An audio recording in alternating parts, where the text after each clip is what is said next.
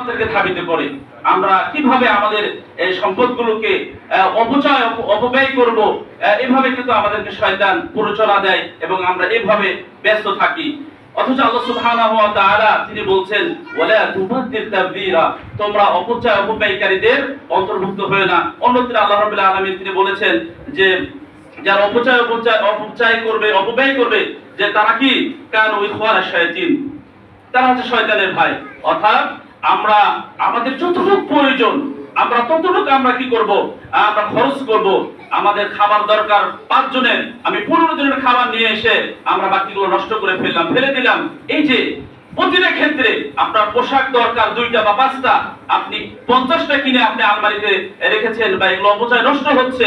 এই যে অপচয়, এগুলো থেকে আমাদেরকে খেয়াল রাখতে হবে, কারণ এটা হচ্ছে শয়তানের একটা কাজের মধ্যে অন্যতম একটি কাজ হচ্ছে অপচয় এবং অপব্যয় করা। পরবর্তী যে সমস্ত কাজ শয়তান আমাদেরকে ফাঁদে ফেলে বা ধোঁকায় দিয়ে থাকে, তার মধ্যে আরেকটি হচ্ছে জাদু করা। এই জাদুর মাধ্যমে দেখা যায় যে আমাদের এই পরিবারের মধ্যে একটা দূরত্ব সৃষ্টি করা হয়।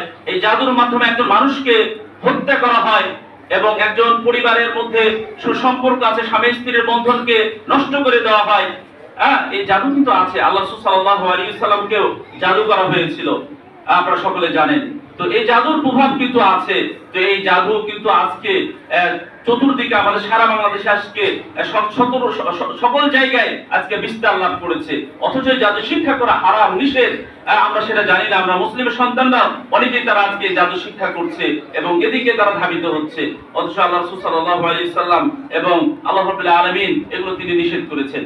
বিশেষ করে আল্লাহ রাসূল সাল্লাল্লাহু আলাইহি ওয়াসাল্লাম তিনি বলেন ইজতানিবু সাবাল মুবিকাত, যে তোমরা 7টি ধ্বংসাত্মক বস্তু থেকে তোমরা কি করে থাকো, বেঁচে থাকো। এর মধ্যে কিন্তু 7টি জিনিসের মধ্যে একটি হচ্ছে as-সিহর, অর্থাৎ জাদু। এই জাদু থেকে আমাদেরকে সম্পূর্ণভাবে আমাদের কি থাকতে হবে, বিরত থাকতে হবে সম্মানিত উপস্থিতি।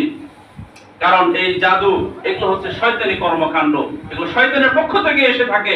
অতএব এই জাদু শিক্ষা এবং এই জাদুকে বিশ্বাস করা, কারোর কাছে যাওয়া, এটা আমাদেরকে থাকতে হবে। বিশেষ করে বলা হয়েছে কেউ যদি গণকের কাছে যায় এবং তাদের কথা বিশ্বাস করে, তাহলে কিন্তু তার ইবাদত আল্লাহর কাছে কবুল হবে না। এজন্য আমাদেরকে বিষয়গুলো খেয়াল রাখতে হবে।